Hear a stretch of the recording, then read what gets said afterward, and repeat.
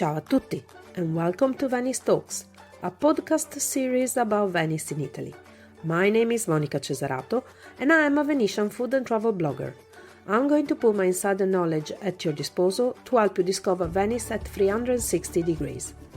Each week, I will be chatting to the people who really matter, the Venetian. So follow me on the discovery of its artisans, writers, fashion designers, artists, glassmakers, bloggers, and much, much more. Come to visit Venice the right and sustainable way. You can find me on my blog www.monicacesarato.com and also on all social media. Enjoy the episode. Welcome back to Venice Talks, episode number 53. Hi everybody and welcome back to Venice Talks. Today I don't have one guest, I don't have two, I got three young men from Venice from Signor Blum. Hi guys, how are you? Hi. Hi.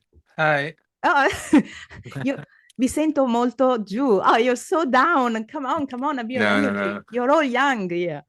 Okay, so I'm talking to Matteo, Guido, and Luca, the guys that have just taken over Signor Blum. So, first of all, what is Signor Blum?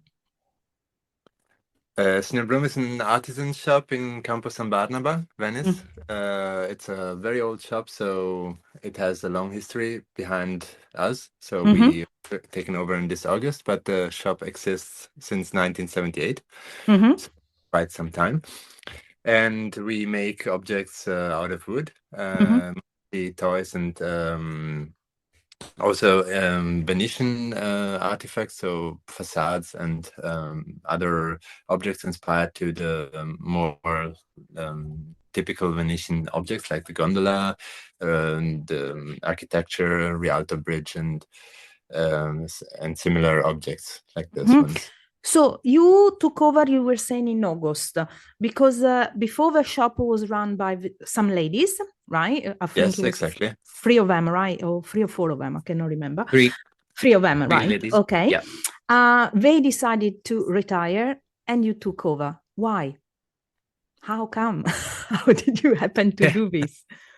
Because we knew about the intention of the ladies, and we wanted to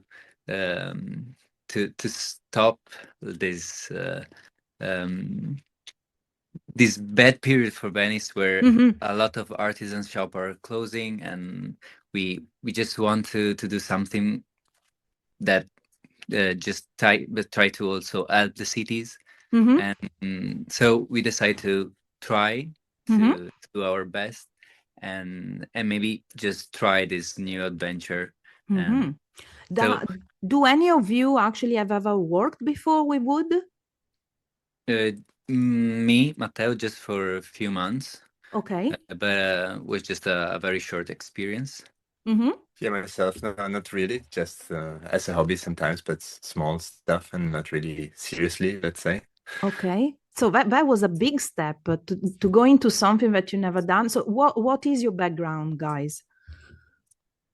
I'm an architect. Me too. 2 architects, let's say, and Luca, engineer. Oh, okay. Right. Definitely. Okay. Let's say the vocation to do wood, was there, but not this kind of... No. Inclination of wood. So did you get to have some training with the ladies before, or did you just literally walked in and just took over? No, we had some months of training, so they were very kind and helped us learn everything and transferred to us all the knowledge they had accumulated over this 40 years. Yeah, but it was a lot. It's a beautiful job, but it's very unique because first is a unique position because it's right in the corner in front of a vegetable boat that is really beautiful. But also it's so unique in Venice because I think it's the only one that is strictly all handmade in wood like this, because there are other shops selling wood stuff in the city, but I think it's the only one that actually is made all by you, isn't it? Yeah, I guess so. I don't know. I'm not really... Well, you're probably gonna find like too much on the other shops, so... Okay, so I know that you do. I'll go some of your stuff actually because I know the place quite a while, and some people gave me as a present. But I know you do first of all, you do these beautiful toys. And I would like to talk about that because I think it's a different kind of toy to bring back to children from Venice, isn't it? True. It's they're made from plywood, and it's plopper, so it's also like an ethical choice to have this kind of wood because the poplar grow very fast. So this is why we also try to do our best for the environment and like try to do the things with our head, like to do the best thing that we can make with the wood. And so and also we use food coloring for the toys, so they are also safe for children. Oh, okay. Oh, I didn't know about this. Okay, that's good. Yeah. And loads of them they're very light as well to take away because they're also packed in a way generally. I mean, I know when I got my present, it was nicely packed and easy to carry, very light. Yeah, definitely. Okay. Yeah, maybe thing that you can put in a hand luggage without. Yeah, and it's so different as well. It's not your usual stupid, plastic souvenir. It really is from Venice. So do you? So you make the toys, but you also make. That's what I have. I have a beautiful puzzle. But I see that you do small ones, but you do also really, really, really big ones. Do you actually sell online and do you sell abroad as well, or people's got to are forced to come into the shop and see you? So that's a good question. Actually, now we are trying to rebrand and to recreate our online shop. So at the moment, we have a small website. We are trying to improve, and we will be able to shop online very soon. Oh, that's good. We are so after this new training, we are trying to get new shapes and try to think about the size of the puzzle, small, big, and the different ones. And as soon as possible, I would say in 1 or 2 months, we would have a website where you can actually take a look and start to buy some pieces online. We prefer people to come here because we like the personal interaction, but of course we understand that it's much easier for other people to get it shipped. Well, yeah, mainly also because they can come in the shop, visit you, place your order, and then you just send it back home. Or once they go back home, they realize that they wanted more stuff, and then they can shop online. Also because I deal all the time with people that have online shopping, and people love to buy from Venice. And I think it's the big problem of many artisans at the moment is that obviously they're artisans, so they shouldn't be dealing with websites, but sometimes it's a problem if they don't have a nice proper website where people can actually buy online. I mean, unfortunately is the times, not everybody can come to the city, so that's a great thing. So have you already introduced a new products, or at the moment are you still running on what the ladies used to produce?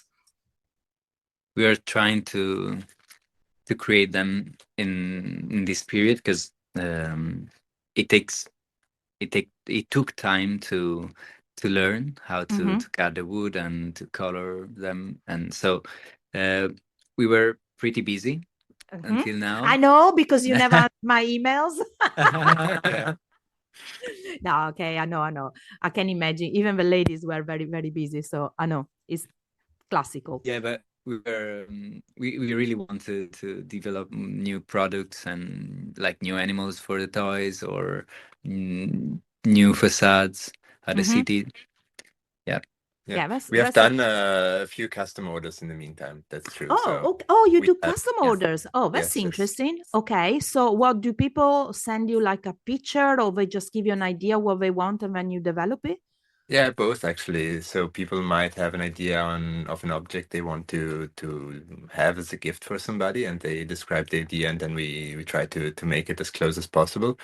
Otherwise, facades of buildings like private homes and similar stuff. So somebody even gadgets for people that they want to events and stuff like that. That's I mean, I know the numbers usually they want them very in big numbers, and it takes time to because everything you make is obviously handmade. My question is, do you guys, are you Venetians, none of you, right? I was born in Venice, but, but we actually consider Venetians the people who want to live in the city, not I the know. people who are born here. And So work and we work and consider work. Yeah, ourselves. I know. But I wasn't blaming you that you're not from Venice, because I'm not from Venice No. either. I was asking, that's where I was trying to go. So some of you are not from Venice. How hard was it to? I mean, do you actually all three now live in Venice or not? Yeah. Yes, we Okay, do. All of so us. We live together. oh, okay, that's Yeah. interesting. So, oh gosh, so you don't even manage to stay away, like have 10 minutes away from each other? Oh gosh, that's We do gonna our put best. you off. Hey guys, that's gonna put you off marriage pretty soon. I'm telling you now. How hard was it? Oh, since you live in Venice and you had to how hard was it to find a house in Venice? Because I know now with Airbnbs, it's become a nightmare. Yeah, it was a nightmare also. What was it, 1 year ago when we found? Yeah. Yeah. It took you a while, did it? Took us 4 months, but there is a Oh. nice story that I can tell. Oh because yeah, of we were course. Go. Yeah. We were looking online, and Mhm. actually it was very hard to find something at a reasonable price. Then Matteo decided to make a flyer Mhm. and to draw something to explain the situation to the people. We Mhm. made fun of him because we didn't think anyone would read this, but we Uh-huh. started to attach it to the walls, and at some Uh-huh. point a very nice lady- Illegally, because No, most... in the legal places. In the Oh, legal well places. done. Oh, okay, well done. And then one very nice lady actually called us. She has two daughters of our age. She understood the situation, and she had a house that fit our needs, and also she gives us a reasonable price. So we are very happy. So there Oh, are that is still so owners that nice. are nice. That's nice. So, I mean, they're far and few, but that is so nice. Is a really nice story from Venice, because I keep saying that it's such a shame that so many homes are rented as Airbnb. I'm not saying they should, but not so many. I mean, we need to stop the people leaving the city. So it's so nice to hear young people coming back into the city. I'm so happy. Do you Yeah. actually live near the shop, or is it in another sestiere? In San Paulo. So, Okay, and you're not that far. Okay. close to the shop. Yeah, it takes you We 5 still minutes have to- to get there, Yeah. more or less. Yeah, it's okay. So, as we say in Venetian, casa e chiesa, home and church. Okay, so another thing I want to know from you guys, since you work and live together, well, first of all, how long have you been known each other? A Few couple years. of years, yeah. Okay, guess so. how hard is it to work? Because it's not easy to set up a business, to take over also an historic business, and to work together. And you're all under 30, are you? Unfortunately not. Oh, you're older. Well, you look younger, guys. Anymore. Okay, all right. Okay, take you all We are back. not too far off, let's say that. Okay. So, how hard is it to work together and live together as well? Come on, it must not be easy. No, it's okay. By now we are managing it. So Finish this interview, you're gonna split. Okay, Let's so say that our great luck is that the work is not just confined in one place. We have the shop and we have the workshop, so we are not okay. always all together, all of us. So So the workshop is not in the shop, though, is it? Is it No, another no. location? So do you all work on the wood, or you've got everybody's got its own role in the company? No, we all work on all of the things. So I think we decided to have interchangeable roles so that everyone can do everything. Mhm. And one person usually in the wood workshop in San Basilio, one person is in the shop, and one person is free. And then we turn around. Oh, that's nice. So you don't get bored. That's a nice way to do things. What I want to know is that you were talking about sustainability. So where does the wood come from? How do you choose your materials? I mean, have you already started changing things in that sense, or you sticking to what the girls used to do? no, by now we're just trying to understand what we can change to be more sustainable. Mhm. So it's just like we want to do like a slow transition, like to care also about the little things. Mhm. So like the paper for the receipt can be from paper and not like the one that you can throw in the paper. Uh-huh. And so just for a small example, and then but we really want also to start to talk with a company that produce the plywood, and to understand better the entire cycle of the wood that we are using. So we just have too many stuff that we are focused on. So we slowly want to also do this transition, because we really care about the environment. So Yeah, of course. it's of a course. topic that for sure we really want to care and to move. Uh-huh. Yeah. No, it's a great idea. I mean, you're actually what are all these like me are dreaming of a Venice that is sustainable, but not just sustainable when it comes down to the people coming, but also the people that live and work there to treat in a sustainable way. So it's beautiful that you took over something that is historic with the idea of bringing it into the 21st century, but in a sustainable way. I love this. And it's nice to see young people back into the city. What was the response of the Venetians? Because I know the tourists, obviously, they probably never even noticed there was a change, because, tourists come and go. But what about the locals? What did they say? Well, we had like the first few weeks of owning the shop with many people coming by, saying thank you and saying, oh, it's so nice that the shop still exists.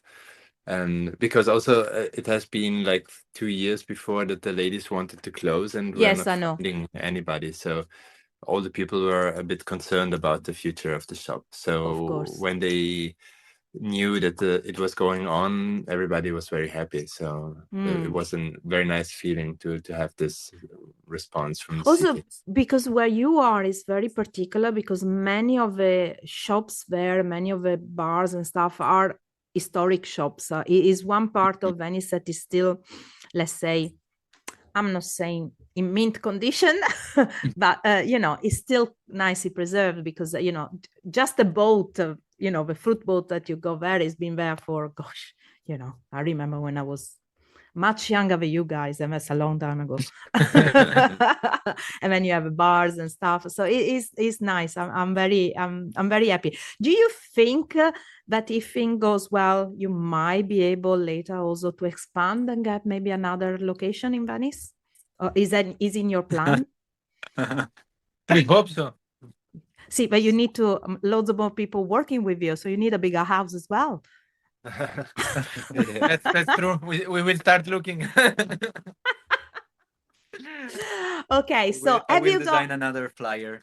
Yes, that's a good idea. Listen, guys, have you got anything that you want to say to the people that are listening? Any new ideas? Anything you want to say to the tourists that are coming to see you? Obviously, we're gonna talk about your social medias after, but something that I haven't asked you.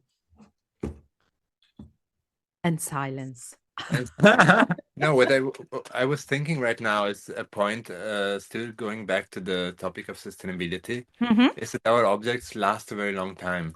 We have sometimes objects coming back to be restored and repainted that are 20 and 30 years old. So it's also a thing that we have to consider, that sometimes we are surrounded by objects that don't last very long. So ours, or at least we hope that they are going in the other direction. Okay. That's a very good point. And actually, so now that you're taking over, if anybody's got any of the products that they bought, like say 20, 30 years ago from the ladies that were there before you, just in case they're damaged, you can fix them, can you? Yeah, we can. And we do that not often, but it happens sometimes that people bring stuff by that has missing pieces or has faded colors, and we try to do our best. Not everything is savable, but sometimes. Well, yeah, of course, but it's or at least you can try to do something with it. Yeah, no, definitely. Yeah. Okay, guys, where can people find you online? By now we got Instagram and Facebook. Okay, as in Signor Blum, right? Blum, exactly. We're also improving the social part and yes, you the definitely website, need. So, you definitely need to improve the social part. As a social media manager, I'm telling you guys, you definitely need to improve your social. And you definitely need to improve a little bit of mainly the website. There is just one thing at the moment that you need to change, as when it says it is run by 3 women. That's the first thing he says. But you just need to take that away for the moment. Now, but it's nice to know. So when's the new website coming along? In 1 month, let's say, maybe in okay. March, beginning of March, you will have a nicer version. Good, with nice photos and stuff. But you got amazing, really, really beautiful stuff in your shop. You do need to put it online and see people, because it's shops like you that needs to be deserve to be brought to the attention. Not the big brand names and thing is to have something also, because everything you do is unique because it's made by hand, right? Yeah. Yes. So, we are undergoing also a photo shooting in order to show our products a little bit better in the website and everything. Good. That's a good idea. Okay, guys, this is probably the fastest interview I ever run because having 3 people answer me so much easier, but it was beautiful talking to you. Can't wait to come and see. Well, I stopped by the other day, but I can't wait to come and see you. And I can't wait to see the new website and you moving a lot on social medias, because I wish you really a lot of success, and thank you from the bottom of my heart as somebody that tried to preserve Venetian artisans, history and everything. Thank you so much, you young people, for taking this and doing it, because every day this, as you say, there is a shop closing in Venice, and every day my heart literally breaks apart. Thank you again, guys. Thank you very much. Thank you very much. Thank you a lot for talking about this. So we also need people to spread the word. So keep up with the good work. Thank you. Ciao. Ciao. Ciao. You can find Matteo, Guido and Luca at www.signorblum.it and on all social medias as @SignorBlum. Thank you again for listening. If you want to book a food tour or a cooking experience with me, you can find me on my blog www.monicacesarato.com or at cookingvenice.com, and also on all social medias with the handle @monicacesarato and @cookingvenice. Feel free to leave a comment or write to info@monicacesarato.com for more information about the people featured in the podcast or Venice. Bye bye!